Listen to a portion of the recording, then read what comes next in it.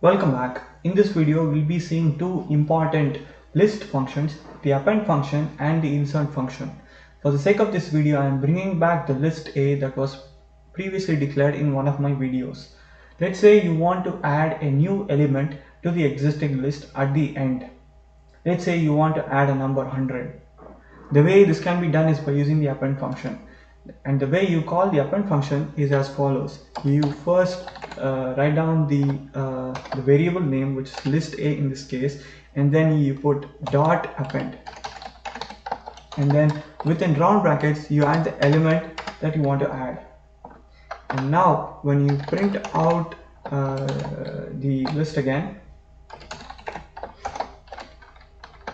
you can see that the new element, which is 100, has been added to the end of the list.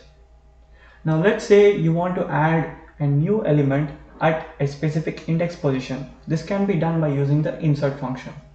Now the way you use insert function is very similar to that of the append, except you have to replace the append keyword with insert, and also you need to actually pass in two attributes or two parameters within the round brackets. The first attribute is the index position. Let's say we want to add the a new element, let's say string, which is Java at index position 1.